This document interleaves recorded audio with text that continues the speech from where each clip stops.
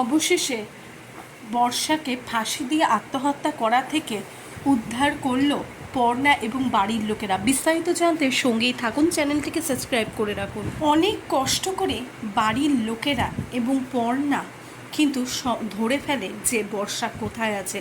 রোজির কোঠাতে আছে যে সেটা ধরা পড়ে যায়, কিন্তু রোজির কোঠাতে প্রবেশ করা যে অত সহজ নয় এটা কিন্তু পুলিশ জানিয়ে দেয়, কেননা পুলিশ আনঅফিসিয়ালি তাদের হেল্প করেছে।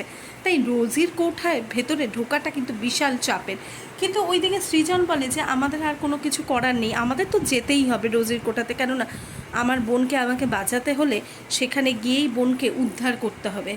তখন পুলিশ বলে এটা কিন্তু অসম্ভব, কেননা সেখান থেকে কাউকে কোনোদিনও বের করা যায়নি, খুব কেননা রোজির সাথে ওপর মহলের সকলের প্রচণ্ড খাতির আছে, তাই ওখান থেকে বের করে নিয়ে আসা কারোরই ক্ষমতা নেই। কিন্তু কোনো কথা না শুনে পর্ণা, সৃজন এবং চয়ন ও রুচি বলে যে না, বের তো করে আনতেই হবে। এরপরেই পর্ণা একটা উপায় বলে।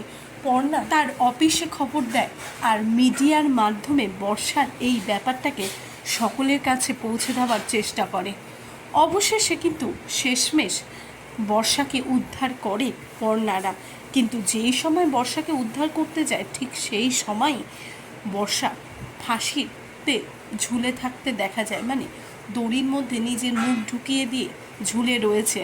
কেননা এই জীবনটা বর্ষা আর চায় না, ঠিক এই কারণে এতটা কষ্ট বর্ষা আর নিতে পারছে না বলে এমন কাজ করে।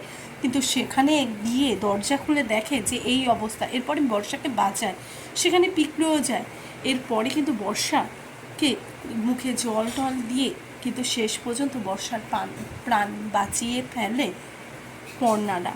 এরপরে রোজির কী হালত হবে, কেননা রোজিকে তো ছেড়ে কথা বলবে না। ওইদিকে অর্ণবেরও ভিসা পাসপোর্ট হয়ে গিয়েছে, শেষমেশ কি অর্ণব বিদেশে পালাতে পারবে, কি হতে চলেছে, কেননা বর্ষাকে হাতে নাতে ধরে ফেললে অবশেষে অর্ণবের হালত একেবারে শেষ করে ছাড়বে কিন্তু বর্ষার বাড়ির লোকেরা। সেটি জানতে গেলে চোখ রাখতে হবে জি বাংলার পর্দায়। আর এই বিষয়ে আপনাদের কি মতামত, কি করা উচিত অর্ণব এবং অর্ণবের বাড়ির লোককে, প্লিজ কমেন্ট বক্সে কমেন্ট করে জানান।